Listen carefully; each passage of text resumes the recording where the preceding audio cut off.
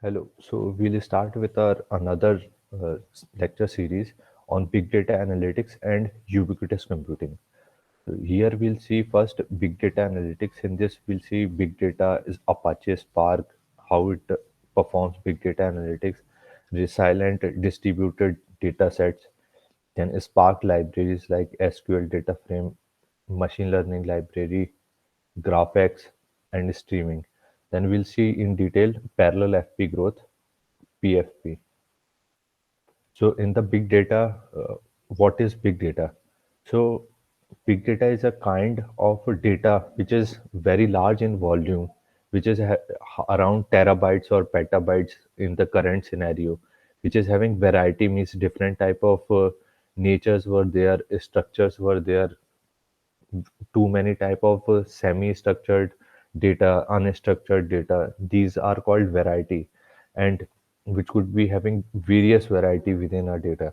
Then the velocity at which it is growing, means how fast it is growing according to the user or according to the demand. Then veracity means how was the quality of the data, and whether the quality of the data is good or not good for processing purpose. Then value, whether that data was generated having value or not. If it is having value, then it is good, but if it doesn't have value, then it is not good. The main concept of and the ecosystem behind the data, big data, was like this. There are three major key players in this technology. First is data analytics, second is technologies, and third is visualization. First, data analytics, where data mining, machine learning, natural language processing, and all type of things which were related to the mining type of thing, analytic type of thing, or learning type of thing. There are other techniques as well, information retrieval or any other type of these type of thing belongs to this first category. Then second type of ecosystem or component is business intelligence. Some of the company wants uh, behavioral analysis of their user, cloud computing databases analysis. Then the visualization, means the end part, chart, graph, or how the information should be generated. This is the kind of information that may be required in the uh, big data analytics. After big data analytics, then Apache Spark is one of the topmost big data analytic platform currently running, which actually processes large data set, and because it runs 100x faster than the other old systems. So this is why uh, the Apache Spark is become in the popular on demand. So why it is having so popularity? Because it can do both batch and stream processing, and we'll see how it does batch and stream processing with the help of directed acyclic graph. Means it does not create cycle within the processing of the data, and this type of DAG scheduler helps to do batch and stream processing. Then query optimizer was there, how to optimize the SQL query or another type of query. Then physical execution of engine was there. Then we'll see it is easy for using on Java, Scala, Python, R, and SQL. So there are variety of technologies and platform where you can work on the Spark. Then Spark offers you above 80%, 80 to 90 or 100 high level operators for building the parallel apps. So it's like libraries of parallel computing is there offered by the Spark, and you can have those type of operator, and then you build your own parallel application. Then how, why it is said to be unified big data analytics as a Spark? Means Spark actually does all most of the things like streaming, batch processing, and iterative. So these type of three things it do, and it do the workload management of big data analysis easily. Then what it does composability of the programming libraries for the big data, and it does interoperable analysis for the libraries, and it encourages the development. Then it combines the SQL, machine learning, streaming libraries in Spark. So this snapshot will tell you the how it combines the SQL, like select location language from old tweets. This was came into the training data, and then you can do apply the data mining model on this, like k-means, and you form a model on the location and language as the selected feature or the prediction column. Then you can, after that, you can predict the streaming of tweets. Means you are running with a Twitter, and you can find how the tweets could work according to the live streaming. So the three things: SQL, the data mining, and the streaming, all the three was being combined. In the data mining, it is batch processing. So all the three was being combined in this unified big data analytics model of Spark. Next, this unified big data analytics model also performs much better than the older framework or the technology. Like Spark actually provides you MapReduce program functioning, which is actually help you to do the data sharing abstraction, and that is called resilient distributed data set. So the fundamental technology behind the Spark was RDD for data sharing and abstraction process, which helps to do efficient MapReduce programming. And look how the SQL, how the Spark is performing better in SQL, how it is performing better for the throughput in the streaming, that Spark have better throughput, and how the response time of the Spark is much better than the most of the machine learning techniques. Next, we'll see Apache Spark architecture. So this was the Apache Spark architecture, and it works on the most popular master-slave architecture, simple master-slave architecture. That's it. You form a cluster with a single master or a multiple slave.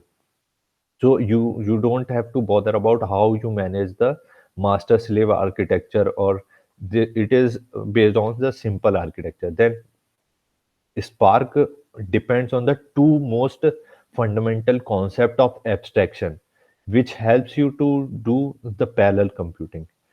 What is those? Resilient distributed data set, RDD, and directed acyclic graph, that is DAG. So what is the architecture? You can see in the diagram that driver program means the master, which is actually running the main code, main programming of the Apache Spark in the Spark context, and then you transfer the workload to the worker node, and that worker node start execution and doing cache type of thing and doing the task analysis. And there was a cluster manager which actually communicates with driver program machine, worker node, and all the things in the cluster. Then we'll see resilient distributed data sets in detail. A distributed memory abstraction was there. How it does distributed memory abstraction? It does performance of in-memory computation. Means you do processing within the RAM itself. Means the main memory you do the processing. So why main memory is much faster than the hard disk or the location where you storing the data. Storing purpose is different, but in memory means main memory is actually doing the fast processing. That's why you keep most of the data which is required for processing in the in memory, so that you can have better performance. That's why RDD performs much better as compared to the older version. So this is what is called a distributed memory abstraction on in memory performance. Then keeping the data in memory can improve the performance. That's what we already know in the fundamental computer architecture, that if you have most of the data in main memory, then it performs better performance as compared to the uh, hard disk based performance. Then Spark at the runtime. A Spark at the runtime launches some worker node by the driver program. So driver program sends some of the code to the worker node, and the worker node starts processing based upon reading the blocks stored in the distributed file system. And then they try to persist some of the RDD partition within the main memory. This means that worker nodes actually reads most of the files from the distributed file system and store within the RAM, and RAM will start doing the main processing with the help of RDD partitioning. This is the fundamental behind the RDD.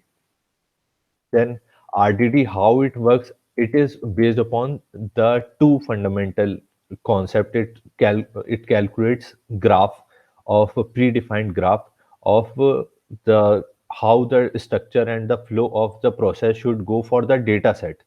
So each in this figure, each node and each blocks or each box you can say is a kind of RDD within the partition, and which is being shaded as a rectangle. And what it does two type of dependency analysis in RDD. What are the two type of dependency analysis? Narrow dependency analysis and wide dependency analysis. Narrow dependency analysis, each partition of the parent RDD is used by at most one partition of the child RDD. So the RDD tries to run as much as narrow dependency as possible because it will reduce the cycle, because the dependency of child would be only to its parents, and the parent would only connect it to the, and the child don't have another parent, means child will have only one parent RDD.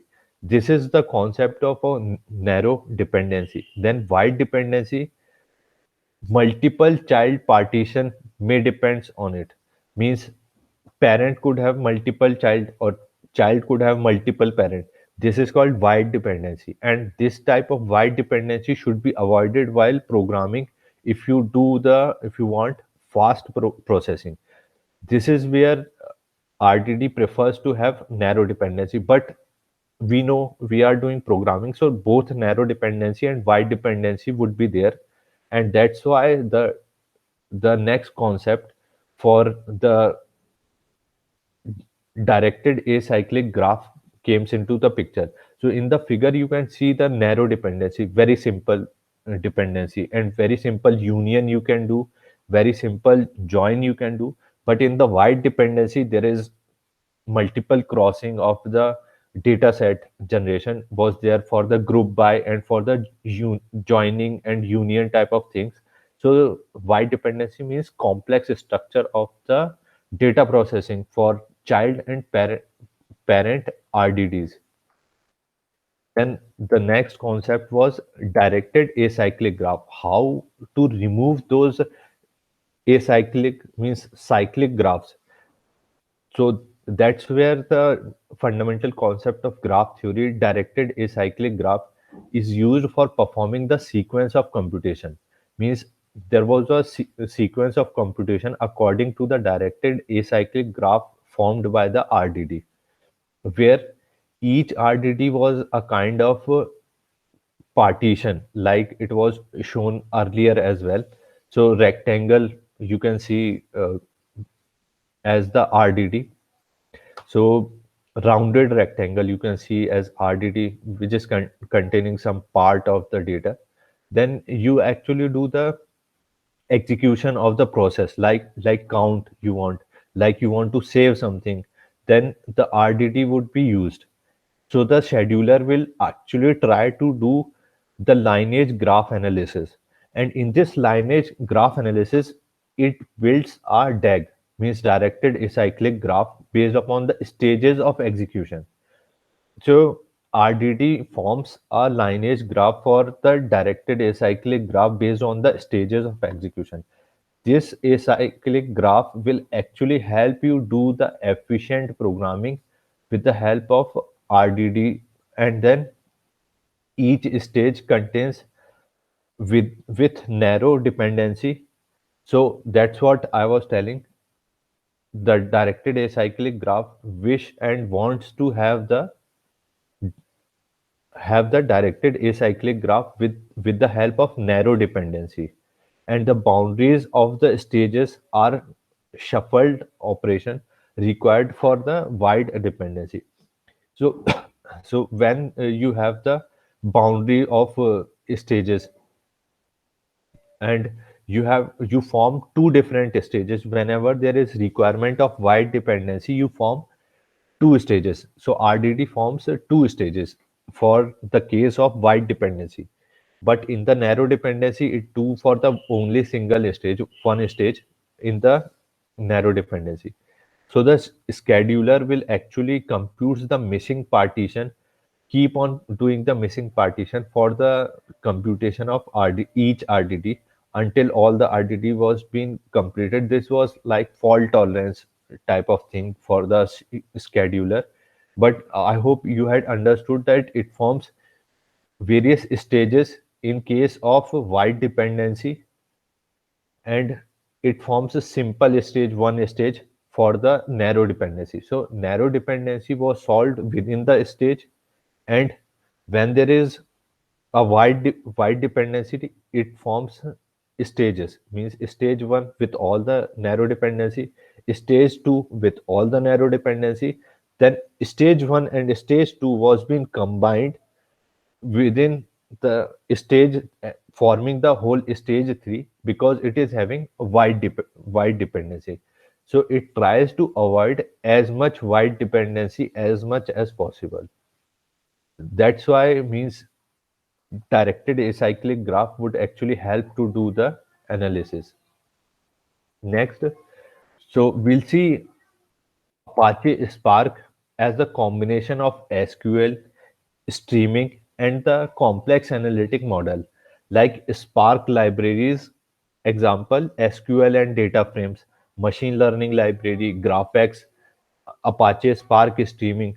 Then Spark runs on Hadoop and Apache Mesos and Kubernetes. Then also it performs help you do the standalone analysis over the cloud. Then Apache Spark actually runs the standalone cluster mode, like on with the help of EC2, Hadoop, Yarn, Mesos, or Kubernetes. Then the you can also access the data set over the SDFS, Cassandra, or HBase, Hive, other type of data sources available. So Apache Spark comes with the too many variety, like many libraries for SQL, machine learning, graphics, streaming. You can run your code on the Hadoop cluster, standalone cloud. You can run Apache Spark on a standalone cluster, or you can run on EC2, Hadoop, Yarn, and many things. And you can access the data from HDFS, HBase, Hive. So there are lots of options. Then we'll see the simple code written for the word count. So in this, you form Java RDD for with the string, which is having text file, which actually read text file from the HDFS, means Hadoop Distributed File System. It reads the file, and then it do the processing for the count analysis. How it do with the help of flat map operator available on the Apache Spark, which iterates your map to the pair for each word which is been assigned with the count as 1. And in the reducer part, it keeps on adding the on of the word count a plus b if there is a word match in the whole block. And then you save the all the text file within the HDFS again. So this was the simple example of word count. Then you have the pi estimation. How you do the pi estimation? It is basic formula that if you have pi roughly around 4 multiplied by the uh, count and divided by the sample, random sample that you had chosen. So you have the simple formula running for the pi estimation, where you use the Spark context with the parallelize operation, where you do the filtering for the mathematical operation. Means x was being chosen with the random value, y was being chosen with the random value, such that the radius of means the whole thing would be less than the 1, and x square plus y square should be less than 1. So this is how you do the pi estimation. Next, the Spark SQL. So in the Spark SQL, structured data was being processed. You can run the Spark SQL query for the Spark program, which actually do the result analysis for the select star from people. So you can do the SQL running, and you can do the mapping of that whole name thing that you had retrieved, and you can do the processing for that. Then next, you can apply these SQL function to the fundamental and the popular JDBC, ODBC, JSON, Hive type of thing with the help of like you can read from the some file, JSON file, and you can actually analyze these SQL query and do the result construction, and then you can use that result within stream processing or batch processing or anywhere else. Then you can have the query for the join different data sets. Then you can integrate this whole Spark SQL with the Hive integration. Then you have the standard connectivity with the JDBC and ODBC type of thing. Then you can do the business analytics or business intelligence for the query processing of large big data sets. And you can do the decision making for the business intelligence. Then the data frames API example. So it is the collection of the data organized within the named row columns. So the columns analysis could be there, means a relational database type of thing you can form with the help of data frames. You can use data frames API for doing the relational operations, and you can automatically optimize the Spark by running the built-in optimizer. So in this example, you actually read again a file from the HDFS, and you store it as a text file, which is a Java RDD string. Then when you read the text file within the map, and you create the row RDD, and you start processing this row RDD from the data frame DF. First of all, you had actually created the type of this field list, how the list you generate for the each field that you have. So for the line, you create a string type of thing, which is you keep on constructing this type of field, and this schema was being constructed, and this schema was constructed based on the field that you had stored. And these fields are being further being processed with the help of row RDD and schema, and you create the data frame. And this data frame was further being analyzed for the error if it is having, then error count was being done for the analysis. Next, Spark streaming. So Spark also help you do the scalable fault tolerant stream application. So you can write the streaming code simply as you have written for the batch job processing. In this example, you can count the Twitter tweets for the sliding window of 5 seconds, and you can create a Twitter utility and create the streaming for that tweet, that link that you want to analyze. And what you want to analyze, if some tweet contains Spark as the text, so Spark text was being used for analysis, and with the every 5 seconds, then you can reuse the existing batch processing code for analyzing the tweets information that you had. In this example, you find the higher order frequency, which is having the frequency with the higher order as compared to the old frequency which was being generated. Means you have the old frequency and you compare the current new frequency. If something was according to your condition greater than or lesser than, then you can store that information within your batch processing data set. Then this is the way you do the combination of the streaming as well as batch processing. Then you can do the graphics analysis. In the graphics analysis, you can have the various graph algorithm for processed parallel based upon the parallel computation. How you do the parallel computation? You first form a graph with the help of vertices and edges. how you form the graph with vertices and edges. You form actually by reading the simple text file or any file from the SDFS. So in the SDFS, you start reading the file and you store it on the message. And in the message, you start forming the graph, and graph will actually do the join of all the ID vertices messages in the graph too. So this is how you do the formation of graph first, and then after that you can apply various algorithm, and these algorithm works very fast. And what type of graphics algorithm being supported, like page rank, connected components, label propagation, svd++, strong connected component, and triangle count. These type of algorithm was there in the supported by the GraphX. Next we'll see Apache Spark machine learning library.